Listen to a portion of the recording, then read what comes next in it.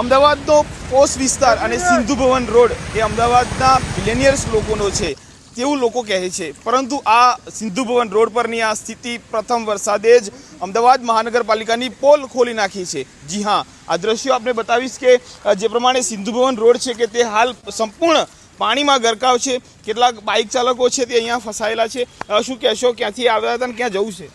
અમે ring road પરથી આવ્યા અને એસજી હાઈવે કનેક્ટ કરવાનો હતો અને એસજી હાઈવે પર જતાં પહેલાં જ તે અહીંયા આગળ પાણી ભરાયેલું છે અને બાઇક નીકળી શકે એવો કોઈ હાલાત નથી। માણસોની મોંઘી મોંઘી ગાડીઓ આવી રીતે બંધ થયેલી છે અને બીજો કોઈ રસ્તો છે નહીં।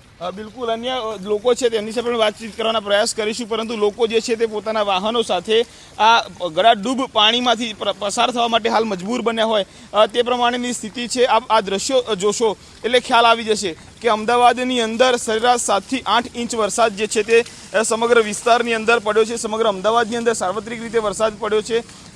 ખાસ કરીને લોકો જે છે તે અહીંયાથી ભારે પ્રવાહની અંદર પાણીના પસાર થવા માટે મજબૂર બન્યા છે। આ લોકો જે છે તે હાલ પોતાના જીવના જોખમે અનેક ગાડીઓ છે, મોંઘી ગાડીઓ છે, તે પણ હાલ આ દ્રશ્યો બતાવવાનો હું પ્રયાસ કરીશ કે સામે ફસાયેલી છે, પાણીમાં ગરકાવ થયેલી છે। તેઓ વિચારી રહ્યા છે કે આગળ જવું કેટલું હિતાવહ રહેશે, કારણ કે આગળ પાણી ભરાયેલું છે।